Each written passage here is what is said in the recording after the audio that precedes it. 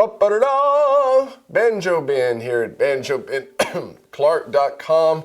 This is your home for learning how to pick on the banjo, the guitar, and the mandolin. As you can tell, I'm a little sick this week, so bear with me. I've been driving my wife nuts all week, walking around the house, quoting the Allstate commercials, because I can finally talk like that guy. But anyway, this week I've had a lot of requests on my Facebook page for Old Joe Clark, a basic version for the banjo. So I'm here to satisfy. Check it out.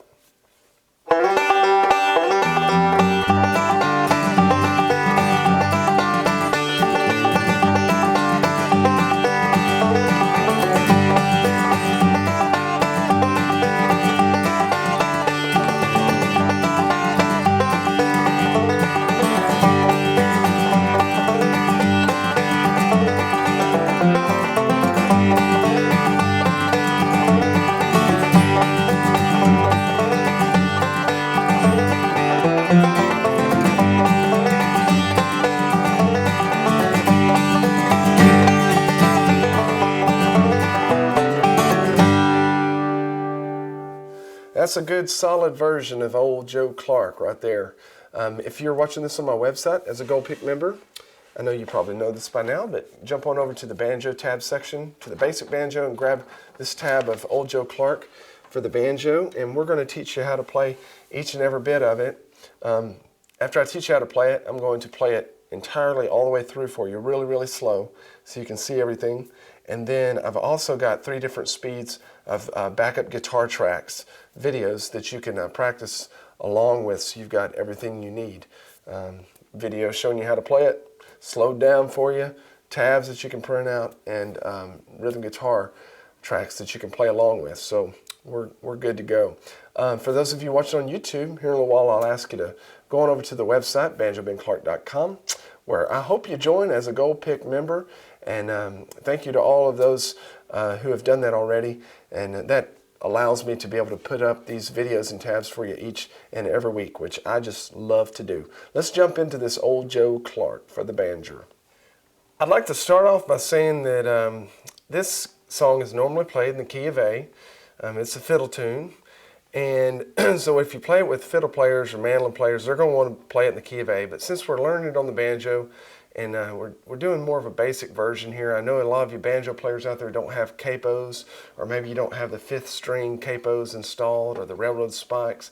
So we're just going to play it in the key of G, learn it in the key of G, and then whenever you go out and play it in a jam with fiddle or mandolin players, and you know to slap a capo on the 2nd fret, and you'll be good to go. We're going to start out here in measure 1 with what we call a kickoff. So if somebody looked at me and I'm the banjo player, and they say, "Hey, kickoff," or start Old Joe Clark, I'd be like, "All right," and I'm going to start it with something similar to what you see here. So this is an example of a kickoff.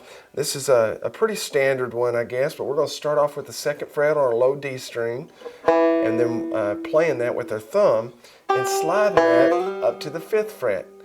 At the same time, we're going to start a forward roll. So it sounds like this slowly. Can you do that? Just as you slide, we're going to do that forward roll through. Ready, go. Good job. Now the key there is that we're going to slide at the same time that we play the index finger on the G string. Ends with the pinch, and then we do that again in measure 2. 1 and 2 and 3 and 4 and. Then in measure 3 we're going to get into the actual melody of the song.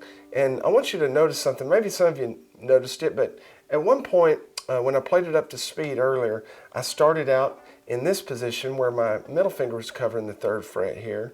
And then later on in the song, I switched to more of a 2nd position where my middle finger, or my ring finger's there. It really doesn't matter here. I will typically, whenever I'm playing down low on the banjo neck, devote my 1st finger to the 1st fret, middle finger to the 2nd fret, and so on. But you can do whatever you'd like there. Since we're going to be playing the 1st fret quite a bit on the B string, as you'll see, I like to go ahead and start out in this what I call 1st position. And so that's how I'm going to teach you here today. But we're going to start out with our, like I mentioned, our ring finger on the 3rd fret of that B string, which makes a D note. And then with our middle finger, we want it on the 2nd fret of that high 1st string right there. makes an E note. And we're just going to do a forward roll, starting with our thumb on the high fifth string. Sounds like this. You can do that. There you go. Now for the second or last two beats of this measure, I'm going to reach down and keep everything down here, but I'm just going to reach with my pinky and grab the 3rd fret of that high D string. Okay? You see how they're both played there on the 3rd beat?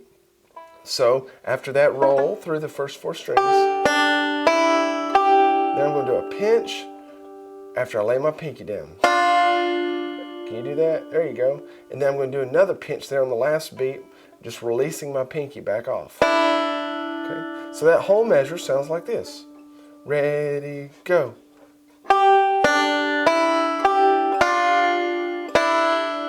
Good job. Do that with me again. 2, ready, go. 1 and 2 and 3 and 4 and. Yeah, good stuff. Now measure 4, we're going to, if you started out doing the positions that I asked you to do, we don't really have to move that much because we have our index finger ready to cover this 1st fret on the B string that we need measure 4.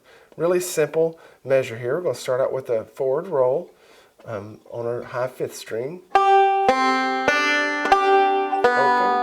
pinch. Play that measure with me.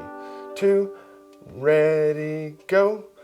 1 and 2 and 3 and 4 and. Now if you'll notice, measure 5 is a repeat of measure 3. And then we see something new in measure 6. Okay?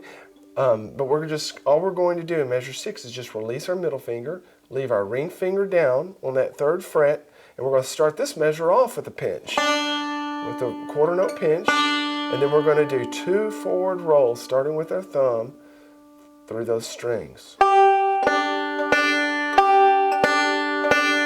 Good job. Good job. Can you play that whole measure 6 with me? 2, ready, go. 1, 2,